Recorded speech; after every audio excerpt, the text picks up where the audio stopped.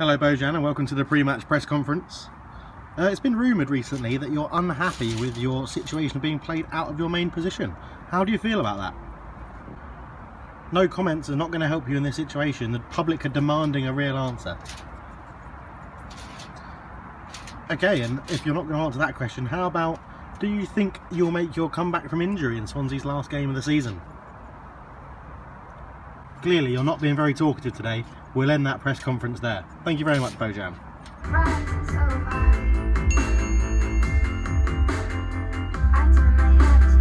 Hello, welcome back. So, right, today we have the final game of Season 1. It is against Sunderland and we are away. We're also going to have a little quick recap of the season, who's done well, who hasn't, what we're going to look to do in the summer. And from there, we'll rock into Season 2 in the next episode after this. But how have we got on since the last, well, episode 7. What episode is this? 8? Anyway, since the last episode, where we played Man City and Watford here, where we got 2 draws, we went on a smash Liverpool 4-0 in what can only be described as a fantastic performance. We massively outplayed them.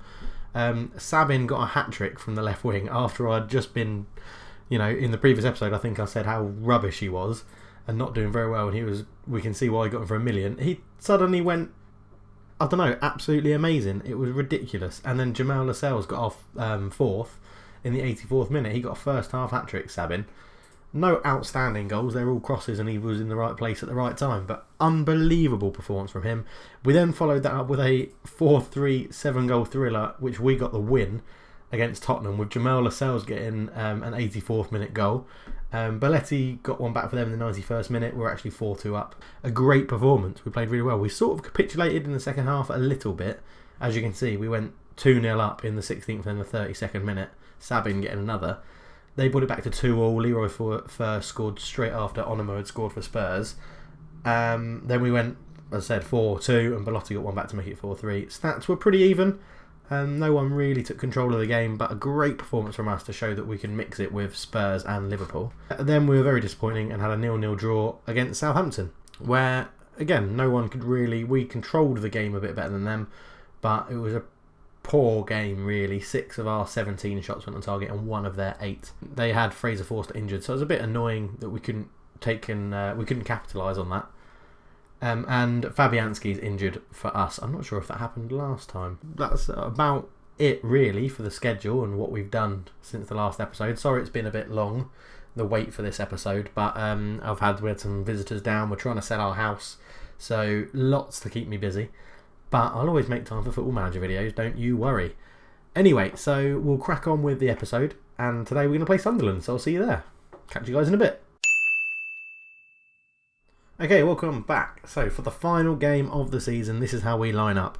We have Nordfeldt in goal, Norton, Adibas, Lascelles and Taylor at the back, Jack Cork in front of them, in front of the back 4, Sigurdsson and Leroy Fer in the middle 2, Ben Arthur starts on the right, Sabin starts on the left, and even though he wouldn't answer the questions at the press conference, Bojan starts up front. On the bench we have the youngster Tyler Reid, Borja Baston, Jordi Amat, Ki-Sung Young, Martin Odegaard, Owen Jones, another youngster, and Wayne Routledge. Sunderland line up matching our formation in a 4-1-2-2-1. They've got Victor Anachibi leading the line, so I'm not that worried. On to opposition instructions then. We'll see what he thinks we should do. I'll tell you what, I'm just going to say let's close down, tightly mark, and tackle Anachibi hard because he's rubbish, so that should put him off even more. Encourage players to go out there and prove a point assertively. Fans have been fantastic for us all season. Go and do it for them. I also have faith in every single one of you. Right, we'll start the match there. I had a request on my last video to go back to 3D. I'm still not sure what I'm going to do in my proper long-term save with NK Maribor, whether it'll be, I think it will probably be 2D and then 3D for goals, just because I prefer it like that. Ben Arthur puts it in, Leroy Fer for the header, Sigurdsson brings it down, he has a shot straight at Manone. Pretty easy for the goalkeeper, that one. We need to keep going in this game. I think we've had some fantastic results and then we have some really bad results, like Sunderland really is a team we should be beating. Where are they? I mean, they've fallen down the league. They're 14th now, and we're bringing the ball away. I'm not even commentating. And Bojan held it up. I think he didn't mean to, but he held it up well. He looks for Norton, but it's intercepted, and Catamol brings it away. But poor pass into Bojan. Bojan into Leroy Fer again, straight at Manone. Not enough on the shot from Leroy Fer. But we're not playing badly. There's 2 shots, both of them on target, straight at the goalkeeper as we saw. But Leroy Fer then into Sigurdsson, into Bojan, back to Fer, ball inside to Ben Arfa. He shoots and it's gone into the bottom corner. 1-0 lead against Sunderland at the moment. It looked like a very decent goal, that. Sigurdsson into Bojan, lays it off the Fer, first time ball into Ben Arfa, stops it dead, takes his time, picks his ball, no, in off the post. Oh, magnifique, Ben, magnifique. His name's actually Hatem, isn't it? Oh well. Okay, so Leroy Fer just picked up a yellow card. We'll have to keep an eye on that. But Sunderland have the ball and they're passing it around pretty well. Not what we've come to expect from Sunderland in real life. And Duncan Watmore's, he had a shot and it was a good block. It's gone out for a corner. So Barini swings the corner in. It's gone deep and it's over everybody. And Damendong switch it in. Terrible cross. Absolutely terrible. I mean, looking at the stats, we are not letting Sunderland into this game at all. And Jamal Lascelles heads just wide. Unlucky from the big centre-back. Okay, so we're into half-time. 1-0 up. We've been absolutely bossing them. So I'm not going to tell them to go and change anything. I'm happy with the performance. Let's just keep this train rolling. Keep this train rolling. Look at me trying to be cool. I don't use expressions like that, do I? Ridiculous. Anachibi's picked it up and he's been tackled because he's rubbish. Bojan's putting Digibodi under pressure, but just ended up and going back to the goalkeeper. Okay, Kazri with a free kick. He was looking for Katamo. It's out to Watmore on the edge of the area. Short to Ndong. Tackled by Sigurdsson. Digibodi. Fucking awful shot. Absolutely awful. Norton then, long throw, looking for Lascelles, flick on, Sabin! He's got his, 5th goal in 3 games, or it's his 5th goal of the season. And he's got them all in 3 games, I think. What did he get? A hat-trick against Liverpool, 1 against Spurs and 1 now, yeah. Lascelles, great flick to the back post, and Sabin's there, no one marking him. Lovely little, that's a header, at the back post, wonderful stuff, 2-0 up. We are bossing Sunderland in this game. They haven't even had a shot on target. Sigurdsson, he loves this area. Oh, he does love that area. What a finish. 3-0. We are seeing the season off in style. Manone had no chance as we see it from behind the goal. Sigurdsson, 1 step. Bosch, over the wall. Oh, that is a wonderful free kick. He can rightly run around with his arms out wide. Watmore into Katamo. Back out to Watmore. Nordfet, easy catch. It's probably the first thing he's had to do all game. He's rolled it out to Cork, into Adibas. He's gone long looking. Bojan doesn't really like those balls. I don't know why he's done that. He's not told to do that. Into Kazri. Into Anachibi. He's blocked. Barini tackled well. And there's a counter on here if we can go. Bojan, he's found Sabin really well. Sabin, he's got through 1-on-1. He goes for the bottom corner, but he puts it just wide. Manone's hoofed it up pitch. Hoof ball up the pitch there, and it's Watmore's got it on the right wing for Sunderland. He's crossed it in, but he's so shit. He is so shit. Anachibi scores with Sunderland's first shot on target, and Duncan Watmore with a cross from deep swings it in. Anachibi loses his man, right-footed volley. Nordfet no chance. He's awful. He shouldn't be scoring. I wanted that clean sheet. That's really infuriating. Bojan is fouled by Lee Cattermole, and it could be a red card. We're waiting, and it is. Obviously, Lee Cattermole's been sent off. Dirty f***er. I should stop swearing. There might be children watching my channel. If you have children watching my channel, or you're a child, well, actually, what is your age? I'd love to know the age group of my subscribers and viewers and followers and whatnot. How old are you? Bojan's through. Oh, good save from Manone. We might have seen the rabbit if that had gone in. But yeah, let me know in the comments. How old are you? I'm 30, so I'm probably a lot older than people that watch my channel. I love doing these videos because it's good fun, and I love to comment on Football Manager and show people how rubbish I am and sometimes how good it is. We are now officially in the top half of the table, which is very good.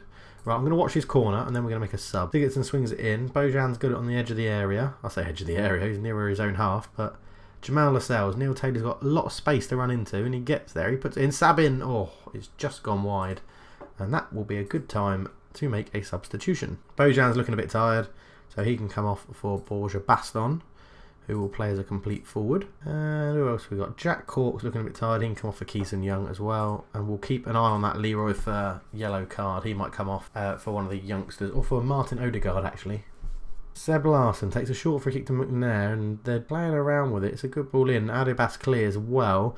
Ben Arthur's picked it up, and he's found Borja Baston. Lovely little dink tip over the top. Sabin fouled? No, he's not. McNair puts a good tackle in, but it's back into the box. It's sort of end-to-end long ball sort of stuff now, and I don't like that. It's not very pretty. Anachibi out to Kone. Kone skips around Neil Taylor really easily and then has a terrible shot. Woeful from Aruna. Is it not Aruna Kone? That's the other one. Lamina Kone. Runa Kane is the Everton striker with the silly blonde hair, I think. Right, we have about 10 minutes to go, so I'm going to make our final substitution, which will be Leroy Fer coming off, who's had a very good game for Odegaard, and we'll put Odegaard on the wing and Ben up. No, we won't. We'll leave them as they were.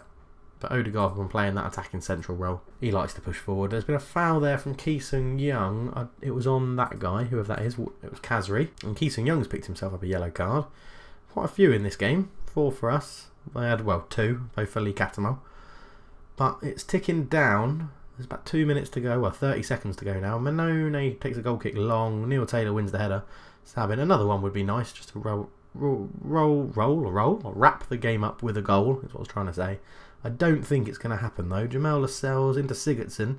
Sabin looks in field to Borja Baston. Out to Neil Taylor. And there we go. That is it. 3-1 win. We finish the league in 9th position, which is really good. I'm really happy with that with Swansea. I think it's been a very good first season. I mean, if you look at that, 9th, we were what? Only 5 places off Man City in 6th. That's really good. But look at Arsenal. Arsenal absolutely stonked it. That's unbelievable. And going down is Palace, Middlesbrough and Hull. Burnley stay up by the skin of their teeth. Did they win today? Did that win? They did. They won 3-1, which was enough to keep them up, because there we have it. That is the end of Season 1. Let's have a quick review of the squad, and we'll see how people have got on. So the best average rating, not including Mawson, because he didn't really play enough games, Jamal Lascelles, a new signing, 33 games and a 7.36 average rating, 4 goals and 2 assists. He's done very well. And at one point, the board were moaning that he wasn't good enough as a transfer. After him, we have another signing, Alibas. Interesting. My 2 centre backs have got the best average ratings of the year. That's nice to know. 2 good signings, I think. Leroy Fer has had a good season. Sabin, well, I think that was very highly swayed by the end of the year where he got his goals. But again, a new signing, doing well.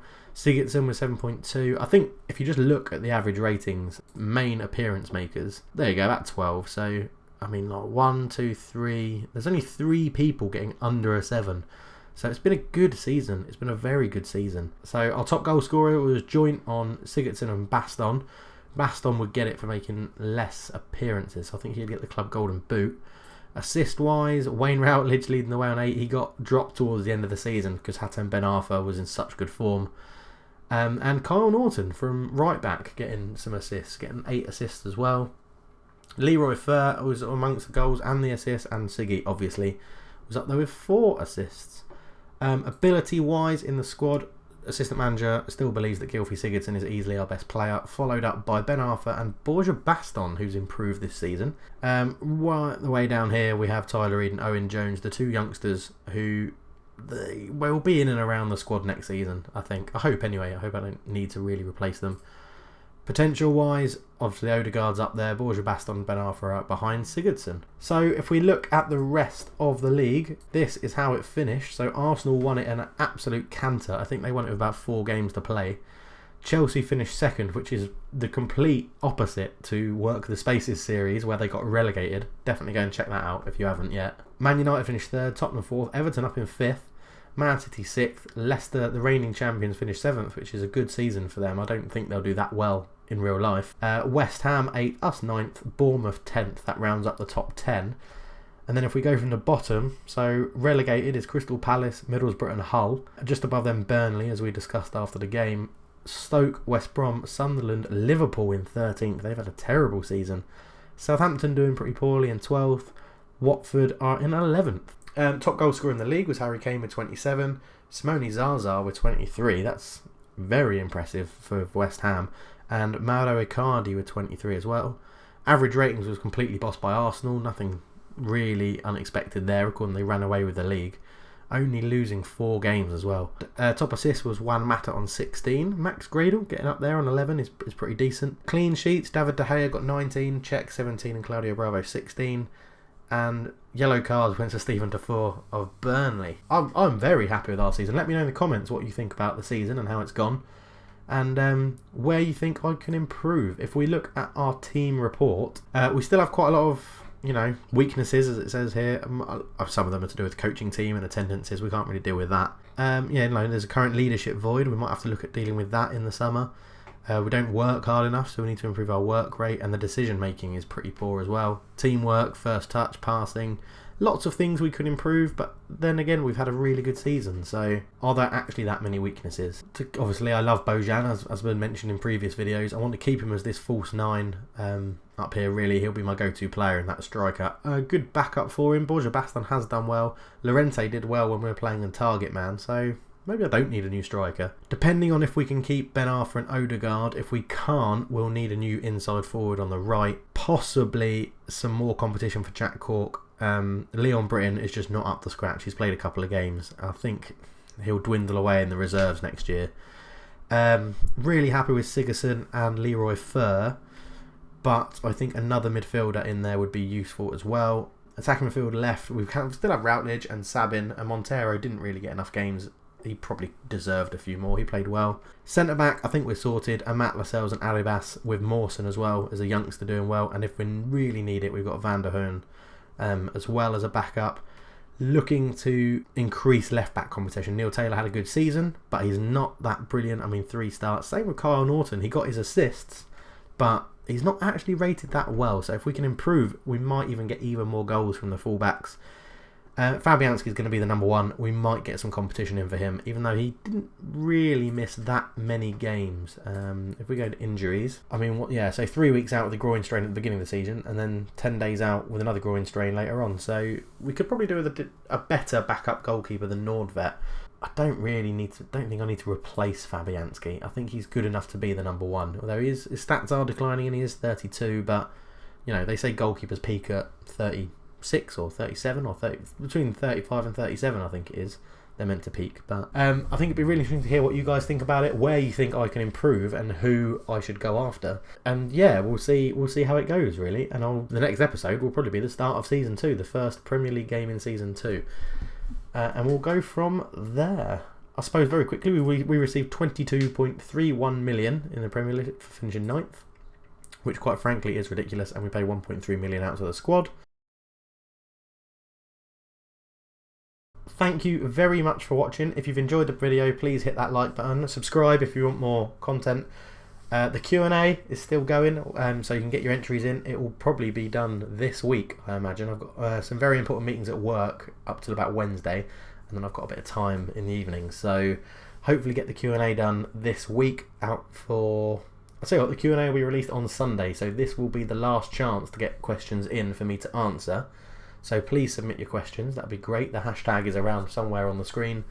And I'm also going to hopefully be doing a little preview video of my main save with what I intend to do, how long it's hopefully going to last, the rules and sort of stuff that I'm going to restrict on myself to make it play. I want to make it as realistic as possible when I play the game.